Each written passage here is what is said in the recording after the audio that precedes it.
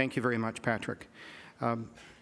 Before we get to, just before we get to the reading of the consensus statement, I've been asked to say a few words for the record about how we got here today. So for people that are watching this on webcast or who may watch the subsequent recording, and much of this you know, but I think it bears repeating given the significance of the project and the quality of thought and care, as you're about to hear, that our lay panel has put into their deliberations. The reason why Palliative Care Matters was undertaken boils down to this.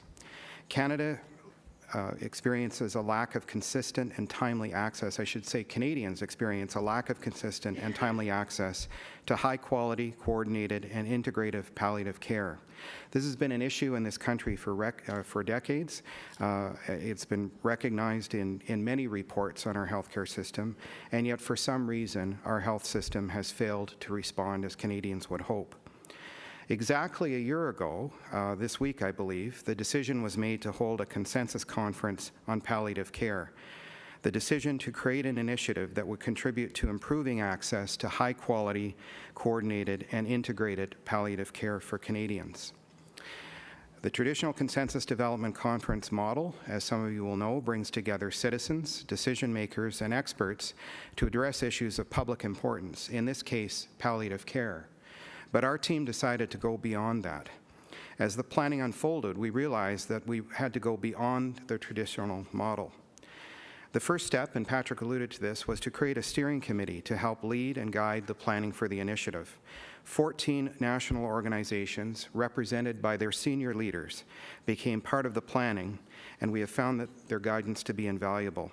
I want to take this opportunity on a personal note to thank each member of the steering committee. I began knocking on your doors about a year ago, explaining this very innovative approach to consensus development. And I can tell you, ladies and gentlemen, I did not have to work very hard at all to capture the interest and commitment and support, financial and in so many other ways, of these 14 organizations and their leaders. So thank you to all of them. Next, we realized we needed 3 phases if we were going to make a significant impact. Phase 1, as you know, was called Listening to Canadians. It was undertaken by Ipsos, who gathered information from Canadians about what they know, how they feel, and what they expect in regard to palliative care. They did this using focus groups and an online survey, quantitative survey, and of course you heard the results on Monday. Their work assisted us greatly in putting the views and aspirations of Canadians, as represented by people like Jim Mulcahy, first and foremost in any of the subsequent work that we were going to undertake. In Phase 2, which has been the subject of this conference, we designed a process to allow us to reach consensus on a number of key issues in palliative care. Our conference, as we know, started with Jim Mulcahy, representing the patient and family voice. But we also read over the course of the last 3 days quotations from families and patients and communities through video presentations and through the presentations of their own words on the screen. These actions demonstrate our commitment, and I should say your commitment, because you own this with us, to include the patient and family voice in our processes and deliberations, and to recognize that the patient and the family are experts by virtue of their own lived experience. We chose lay panel members very carefully. Many individuals were recommended to us, and the interest, I can tell you, was significant. The prospective candidates completed a self-assessment questionnaire, and they were then interviewed by a panel from our team. We sought a balanced panel, one that reflects as much as possible the Canadian population, balanced according to geography, both provincially and from a rural and urban perspective, balanced by ethnicity, gender, age considerations, experience in healthcare, and some having experience with palliative care. In addition to ensuring the panel was balanced, each individual on the panel needed to be independent and neutral, and that means no affiliations with government or advocacy groups. We sought individuals who would objectively weigh the evidence, be capable and provide leadership to collaborative work, and be clear thinkers. And you're going to hear the results of their very excellent work in a few moments. You've heard that the patient and family voice, the scientific evidence in response to the 6 predetermined questions. You've heard the questions asked by the panel and your colleagues in the room and the discussion. In just a few minutes, you will hear the consensus statement. Phase 3, as we've just heard, is called Creating Change. It begins today. It will be undertaken by the Conference Board of Canada. They will prepare a report outlining policy options for this country that are based on the recommendations of the lay panel, and they will discuss implications for implementing those recommendations in order that Canadians and their families can realize the benefits that they very much need. I also wanted to say that we had an opportunity through this conference to, I believe, provide some guidance and influence in the development of Canada's next health accord. We all received a letter from the Minister of Health at the beginning of the conference, who, among other things, discussed the federal government's commitment to a significant investment in home care services in this country, and the Minister's repeatedly expressed desire that those funds support better palliative-based home care for Canadians. So before we hear from the lay panel, I wanted to echo the thanks that have been extended to the lay panel members, and particularly to Don Newman, who was another individual I talked to many months ago and who readily agreed to undertake what is a very significant commitment to this conference, which includes a lot of work prior to the conference, and of course facilitating the discussions as the lay panel chair. Don, thank you very much again for your commitment. I also want to thank Judith Dick, who a number of you have met.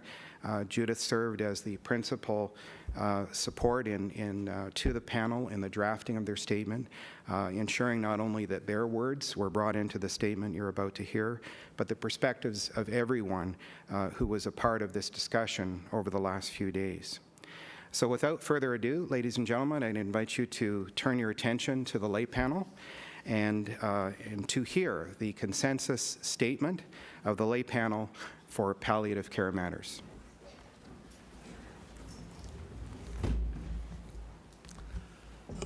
Well, thank you, Fred. We're at the end of the road for this part of the process, but as you say, it is not the end of the process. We are going forward with the next phase, and it begins just as this phase ends. This is the consensus statement of the lay panel. I don't want you to panic. I'm not going to read it. I am going to read a synopsis of it, and I am going to point out that while I am doing the reading, it is not my statement, it is a consensus statement, and it really belongs to the people here on the lay panel and not to me, and it belongs to them, and it belongs in part to Judith Dick, who has done so much work working with us every evening as we have tried to pull together our recommendations. So without further ado, I will read what is a fairly substantial document, but not as big, luckily, as the full panel report. It is available on the website, and there are some hard copies of it, but it is available on the website, and that is the place, I think, for you to look for it. So we realized before we started, and we are convinced now, palliative care matters to all Canadians. As a society, we need to place as much emphasis on this critical part of the life journey as we do on bringing life into the world. That means addressing the gaps in care and support which currently exist in our country. The Consensus Development Conference on Palliative Care occurred because people and organizations across Canada are passionate, compassionate, and recognize we can and must do better. We would not be here without the leadership, as we've heard, of the Covenant Health and its palliative initiative. As well, this would not be the pan-Canadian initiative it is without the 14 national organizations who joined in planning and supporting this initiative, as well as the many other organizations who gave money and gave their time to this effort. Now, before I go any further, I want to acknowledge and thank my fellow lay panel members. They worked hard and they showed a lot of wisdom. And it has been an honor for me to work with all of you. And I mean that sincerely. And it's been an honor, I think, for all of us to listen to the experts in palliative care and to also listen and digest as best we could the results of the public polling. Now, the people who've done all of the expert work and the polling have spent their lives researching these issues that mean so much, and all of Canada owes a debt of gratitude to you, those people, and you know who you are, for your insights and your knowledge. Now, the lay panel has listened to national and international experts over 2 days. We spend many hours in the evenings poring over what we have heard and discussing amongst ourselves what it means and its implications for Canada. Our task was more than an analysis and weighing of the scientific evidence. As important as that is, we also are here to acknowledge the human dimensions of living our lives to the end. We are here to speak about what we must do as a caring and compassionate society and must act upon if we are to improve the care and support that people needing palliative care deserve. We also acknowledge the support needed for the people providing that care. You know, no matter how deeply we love those who we support, being a caregiver is one of the most singularly challenging and important tasks that we ever undertake. We also recognize that the healthcare providers who choose this important work, they need to be supported as well. I mean, after all, we're all human. We need to help each other with the emotional, physical, and spiritual elements of caring for people at the end of their lives. As a lay panel, we were limited only by our ability to absorb and reflect what we had heard. And many of the members of the audience, and you know who you are, came up to us individually and delivered a strong message to us. And that message was, please be bold. Our work must help to make the difference to many people who are suffering as they die, and to many of the ones who are left behind and who are devastated by that process. Now, mindful that the federal government has committed $3 billion to home care, including palliative care, as part of the current health accord negotiations, our ultimate recommendation is an overarching one. We hope it is bold enough. It is a necessary precursor to all of the other issues that we address in our recommendations, and it is this. First and foremost, palliative care must be guaranteed under the Canada Health Act. Criteria need to be set by governments, and the continuum of palliative care services should be publicly funded. There are many care providers in the system, including community organizations, private deliverers, and primary care teams, to name just a few of them, and their services should be funded too, so that as all Canadians requiring it can access the palliative care they need. While this is necessary, it isn't sufficient. We also have to examine the social support fabric within our provinces and federally and ensure that it is robust enough to support people as they make difficult decisions around supporting the people they love and care for. Ensuring that the suffering of our fellow citizens is alleviated is at the heart of a civil society. We heard clearly at the Consensus Development Conference, and deeply know it to be true. It is enough to care, but Canada must turn its caring into commitment, and that commitment must ensure that palliative care is part of the Canadian health system and receive the attention and resources it needs. Now, over the course of the conference, we were asked 8 different questions to which we have provided recommendations to answer each.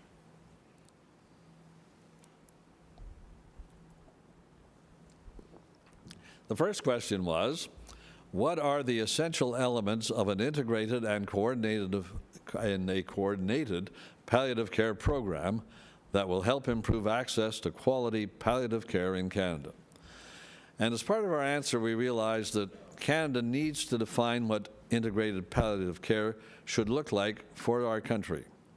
So the lay panel has developed a definition for an integrated palliative care model, which we've used the acronym IPCM, using the World Health Organization and the INSUP definitions as a starting point. And this is our definition of palliative care. An integrated palliative care approach improves the quality of life of all Canadians, inclusive of their families and community, impacted by life-threatening illness. The goal is to embody a social model of care to support holistic frameworks consisting of clinical, community, and volunteer support. It aims to achieve quality of life and a well-supported dying process for the person in collaboration with their family and all caregivers. So to achieve that, with that definition in mind, we are making the following recommendations to question 1. First, we recommend to the Government of Canada and the provincial governments that Canada become a leader in a nationally supported integrated palliative care model and develop a national palliative care strategy. Secondly, we recommend that the integrated palliative care model be enshrined in the Canada Health Act. IPCM must be accessible, equitable, portable, and adequately resourced. We also recommend the creation of an IPCM National Secretariat to support the long-term sustainability of the IPCM, and the Secretariat will create a national committee forum, create a source of national messaging in the IPCM, create a national space and place for cultural interactions, become the consistent link between provinces and the federal government, be responsible to create a national conversation that captures our stories and humanizes palliative care, and becomes a national center for research on quality and quantitative non-paramedic research. That is the answer to our first question. Now, question 2 asks the following. Do public health awareness campaigns effectively improve the awareness and quality of palliative care? And in answering that question, we decided that the features of a successful public awareness campaign include the use of clear and concise, easy to understand language, networking with shareholders to draw in their expertise, and empowering systematic monitoring and evaluation to ensure efficacy. I think I'll read that again. I didn't read it very well the first time. Employing systematic monitoring and evaluation to ensure efficacy. The latter point was specifically identified by Canadians in the Ipsos survey. So with that in mind, we make these recommendations. Develop a public awareness campaign about palliative care. The campaign should support the implementation of a national palliative care strategy, including the integrated palliative care model recommended in question 1. It should be implemented along with the national strategy and start by outlining the nature of palliative care, including an emphasis on palliative care to be woven throughout the entire healthcare system. The campaign should also encourage people to discuss palliative care with their healthcare providers and other members of their support networks, including the importance of advanced care planning. The campaign should highlight the importance of involving all members of integrated palliative care teams, particularly patients and caregivers, as experts in their own right. Question 3 asked, what are the essential components of quality palliative care services for all Canadians? Now, we know from the Ipsos survey that palliative home care is important to Canadians. In fact, the survey shows that the desire of Canadians to die at home is a big one, and that 90% of the patients should have the right to receive care in their own home at the end of life. That also said that the public health system should cover the costs of palliative care so everyone could access it as needed. That was 86% of those people surveyed. So our recommendations are, we recommend that the Canada Health Act be amended to include integrated palliative home care. It must have universal access, provide support for patients and caregivers, and be customized to suit their medical and psychosocial needs. Home care must be transportable from province to province with no restrictions or waiting period. Now, given that death is a part of life, we recommend that a holistic approach to palliative care be adopted in order to deliver a better quality of life to individuals. Care in the home must be one of those choices, and palliative home care must be culturally responsible and have an integrated approach.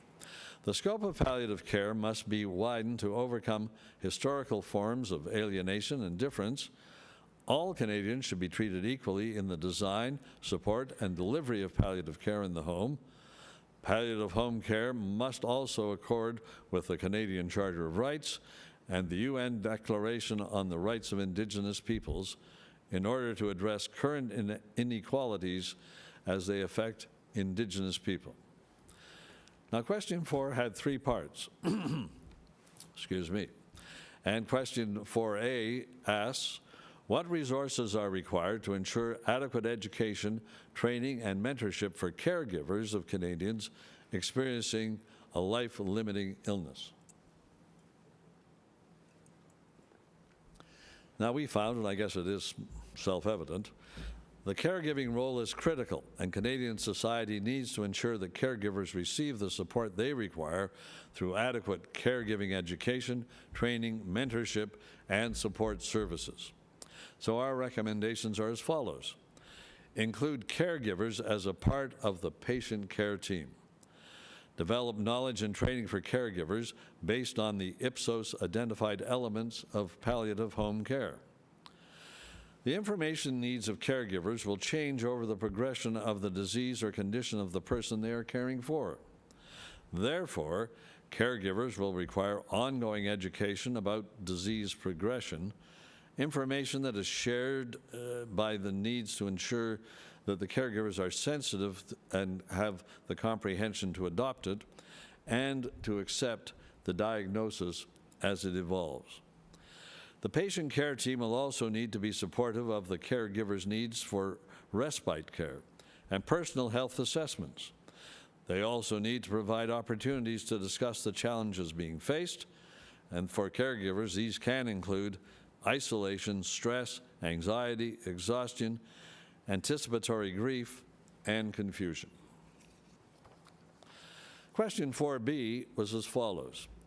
What resources are required to ensure adequate education, training, and mentorship for nurses and healthcare assistants who provide palliative care? Now, there are many educational materials and ways of delivering education in palliative care. However, there isn't a lot of evidence showing how effective they are. A palliative care strategy needs to address the education, training, and mentorship needs for nurses and healthcare assistants. This includes both formal training and on-the-job or other professional development opportunities. So our recommendations in this regard are, because of the importance of providing competence building for these two groups of care providers, the following recommendations have to be developed. Accreditation standards for nursing programs need to include palliative care content that meets the recommendations of the CNA, the CHPCA, and the CHPC-NG. The content should reflect the importance of communication skills, psychosocial competency, and cultural awareness sensitivity, competence, and cultural safety. Palliative care education standards for healthcare assistants need to be developed at the provincial level. Access to ongoing palliative care education within the workplace needs to be developed and delivered in ways that are affordable and portable. Curricula development for both groups needs to be informed by patients and families, palliative care interest groups, and interdisciplinary colleagues. Nurses need to be educated to initiate early entry to palliative care and to teach members of the palliative care support team how this knowledge should be utilized. And question 4C asks, what resources are required to improve education, training, and mentorship for physicians who provide palliative care? Now, we determined that Canadian physicians are not being adequately trained in palliative care. And you know, it is difficult to visualize a medical practice where death does not occur, and virtually every physician in Canada should be able to provide basic palliative care. There are barriers to ensuring physicians are skilled in palliative care, and they need to be addressed through improvements at the undergraduate, graduate, and education levels. So our recommendations are: teaching palliative care will be incented by partnering with accrediting bodies and colleging licensing bodies to ensure these competencies are tested. And all physicians should be required to have basic skills in palliative care. Question 5 asked, what have strategic frameworks and plans accomplished for palliative care when adopted by countries? Well, the evidence suggests that a number of countries similar to Canada have adopted these strategies, and they can ensure better access to high-quality palliative care in a fiscally responsible manner. And they appear to be successful when clinicians, educators, researchers, service providers, and advocates and policymakers are all involved in the strategic and strategy development. Governments are responsible for the implementation and funding, and milestones are established and regularly audited. And our recommendations are, or is, that the federal government must provide substantial sustained funding for the development and implementation of a national strategy, including capacity building, standards development and monitoring, and research. And question 6 asks, does measuring indicators that address desired outcomes, including patient-family reported outcomes and experiences, improve the quality of and access to palliative care? Well, the most important measures looking at outcomes, what has been achieved, and the outcomes are what has been achieved for the patient and within the healthcare system. And there is evidence that using patient surveys can improve the quality of life. So we made these recommendations. Quantitative and especially qualitative data collection and analysis need to be appropriately funded and appropriate to the needs of all participants in the IPCM. As part of the IPCM Secretariat established in question 1, you can remember that, I hope, a well-funded National Center for Research should be established to coordinate and disseminate national research to fill the following functions: national service levels performance data that is derived from the common outcome measures, national benchmark standards against which individual services compare themselves, nationally employed staff, nationally employed staff that support palliative care services to identify priorities for clinical and systems change and help implement quality improvement initiatives, and collection of aggregated data that is analyzed and reported back to each service, and regular audits that will ensure the delivery of palliative care services meets the culturally defined expectations of the various communities.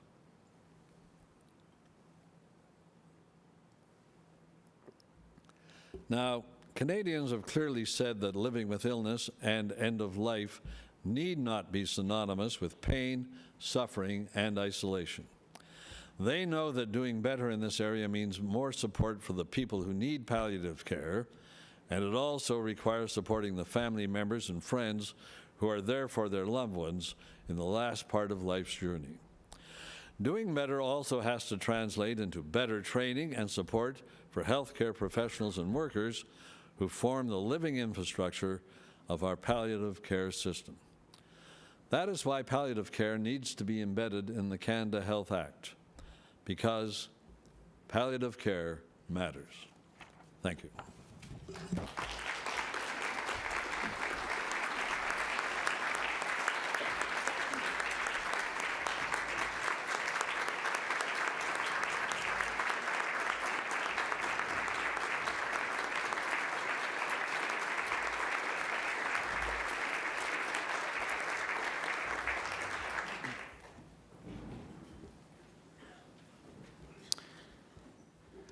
Thank you, Don.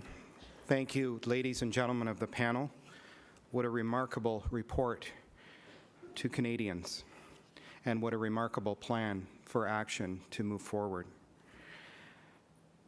Our model, as those of us in the audience here in Ottawa know, also provides a brief opportunity following the reading of the lay panel statement for members of the group assembled here to provide comment and reaction to the statement and perhaps ask a question of the lay panel. So I'm going to invite, there are 2 microphones in the room. I'm going to invite you, if you have a comment or a question, to please feel free to approach a microphone. We have about 20 minutes or so for this segment. If I can suggest, we talked about this a few times in our meetings over the last few days. I think the main question that we would hope that you might be able to help us answer is, did the panel get it right? What parts of the statement that you've just heard resonate with you most? What meaning do you think the statement will have for Canadians, particularly those with unmet needs for palliative care?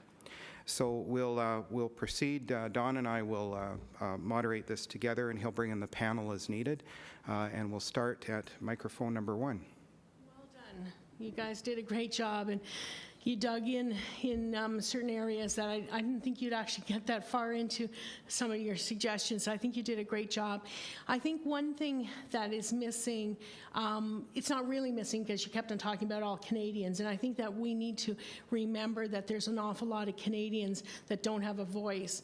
And, we talked a little bit about our Indigenous community in the first day. I know Rosella is a great champion of Indigenous issues, along with a number of us in the room. But there's also a movement around prisoners, those that are marginalized by poverty, addiction, and we've actually just had a great presentation on the social determinants of health. So I just want to remind us, maybe we can have a subtext to a definition of what all Canadians mean, because I think that we often forget about those that don't have a voice at tables like this. So I just want to commend you for a great job, and I just wanted to add that little bit. Thank you, Sharon. That was Sharon Baxter from the Canadian Hospice and Palliative Care Association. And if I could, just for the record, if you are going to make a comment, if you just mention your name and if there's an organization, the name of the organization. Dr. Henderson. Thank you very much. Again, I'm Dr. Dave Henderson. I'm the president of the Canadian Society of Palliative Care Physicians. And on behalf of our society, I want to thank both the organizers and the panel for this tremendous amount of work. It's such great timing. We're in kind of the best situation right now, I think, to move this whole project forward with where we are in this country, and I think it's imperative that we do so. I was very glad to see, because I was thinking about it early this morning, about the portability of this, and someone who actually works on the ground caring for people, especially on the East Coast. We've seen lots of people who head out west to work. Something happens, they get sick, and they want to come home, and then they're not eligible for health care or home care. And it's so frustrating living in a country with universal health care when it doesn't exist. So I'm so glad that you made that comment and put that in there. So that was one piece. One thing I would suggest that I think is imperative that we do is we think about some timelines as well, too. I mean, I think all the ideas are great, but again, as I said earlier during the session, we're at a time right now where mobilizing a lot of this is crucial. We're into the curve. I'm part of that curve of the aging demographic. So at least for me, we need to make this happen. And I think for a lot of other Canadians as well, too. So I think timing is crucial for this. And I really think we need to emphasize that this isn't something that we can kind of gradually start to work on over the next 30 and 40 years. We need to get on this right away. This needs to happen very soon. I may just add a brief comment. I mean, and I guess we didn't underline it enough, but we did mention in the report the mindful that the federal government has talked about $3 billion for home care and palliative care. We agree that this is the time, and we hope that the report will have at least some impact on the negotiations over the next health accord, and that the next health accord will lead to the kind of palliative care that we're advocating. So I don't think we can do it any faster than the next health accord, even though it might be nice if we could. But we did recognize that. Perhaps we should have underlined it more. Thank you. John Fraser. I'm a member of Proponents for Ottawa South. It's hard for a politician to pass an open mic, especially when nobody else is around. But I'm not speaking as a politician or a parliamentary assistant right now. I just want to thank the panel. You put a lot of work into this. I think especially the recommendations around training and caregiver support are critical. Palliative care covers all spectrums of the healthcare system: acute care, hospice, home, and I think we have to keep that all in mind, and the focus on training and caregivers in all settings is really important. And there was one thing that Jim Mulcahy said that I think people should remember going forward, both on a level of community and a level of trying to move forward what the consensus that you've built here. And that was, the quote that he used, that was, it is the, in the end, it is the reality of personal relationships that in the end saves everything. So as you go forward, that advocacy has to continue. And it's about those relationships with the people who you know that make decisions, who you know that influence people who make decisions, and both in your community and both on the national level. And I think those things are critical. That's a critical thing to take forward as we're trying to move this along, as not in the next 30 to 40 years, but in the present. Thank you very much again for all your work. Thank you.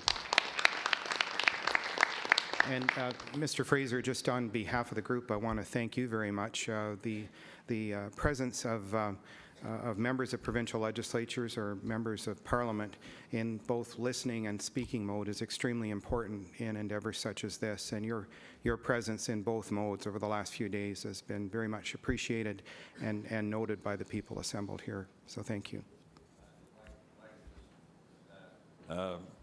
John has led the initiative in the Ontario government on palliative care.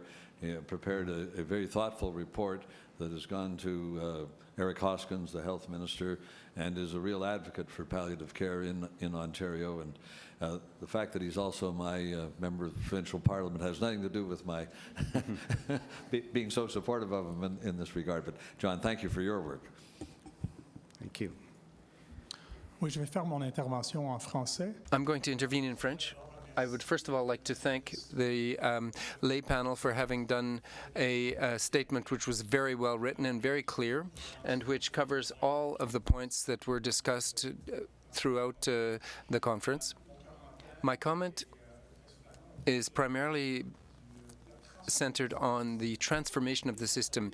You spoke about integrated palliative care, and I think that that notion is very important, because we know that the Canadian system, the numerous health systems throughout the world, are not yet integrated, and this notion has not yet been adopted.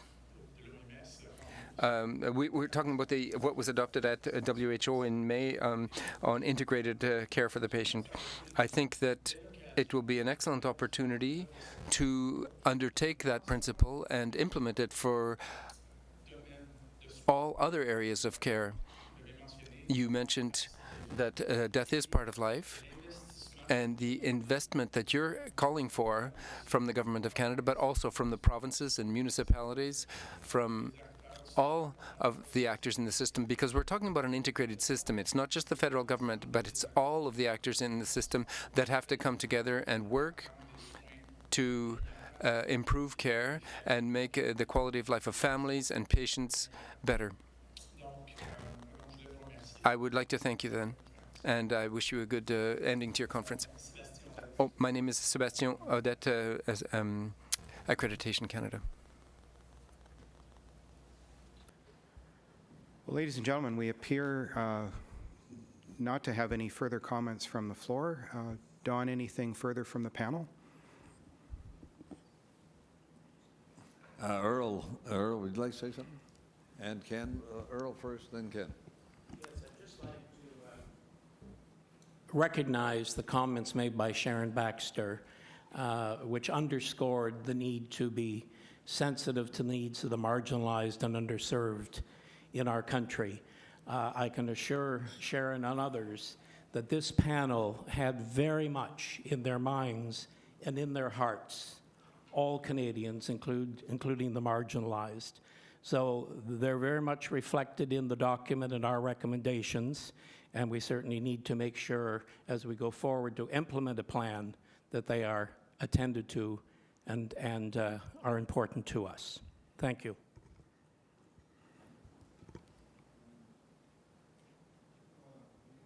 This forum without speaking a bit more about the emotive context that's really left out of these kind of documents. These documents are written for audiences that are about, you know, allocating resources and generating policy that influences practice, and they in many ways don't reflect the discussions that we've had about the problems with palliative care, and we're all familiar with them. The transitions that are not seamless, the balls that get dropped, the lack of the continuity of care, the screw-ups that shouldn't happen, but there are also observations about the extraordinary goodwill of everybody that's involved in this system, but are trapped within a structure that they don't have much ability to influence. I mean, I think all of us encounter those people in our day-to-day lives and experiences with palliative care. So what we've tried to tackle here is the question of how do we change this structure so that those transitions and that experience does become about comfort and about a seamless kind of transition into death. And I wanted to get that out there to make sure that you all realize that we appreciate enormously the work that you do for people who are dying and coming to the end of their lives. Thanks. Thank you. Anyone else? I think that's the last comment. I would only add, I would like to thank everyone who came to the conference, not just the expert panels, although of course they were crucial to it, but also everybody that has sat here and asked questions and taken in the proceedings as they've unfolded. If it wasn't for people like you, there wouldn't be palliative care. And as we all know, and as we've restated again, palliative care is crucial, and with the was it you that said there was a gray tsunami coming? And somebody said there was a gray tsunami. I think it was silver tsunami. Well, sounds a lot better that way, doesn't it? Yeah. I don't think it's any different, but it sounds better. That's important.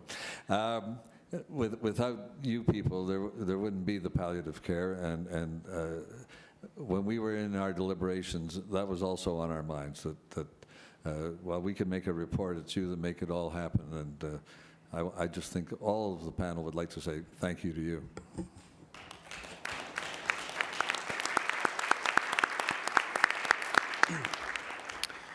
Thank you, Don. Just before we adjourn, for people who may be watching either through the webcast or through CPAC, and for the audience, the report that Don just read and the full report of the lay panel will be available on the website palliativecarematters.ca. That's one word, palliativecarematters.ca, as are the entire proceedings of the last 2.5 days. Available on the same website. So we encourage you to draw from the richness of the material that's there, to recommend it to your colleagues and your neighbors and friends, and to make the most of the tremendous value that's been generated here through this dialogue over the last 2.5 days. Just before we adjourn, I'd like to ask the members of the steering committee to assemble in front of the registration desk. After we adjourn, we'd like to make sure we have the opportunity to take a group photo. So, ladies and gentlemen, you have heard from Canadians. You have heard from one another.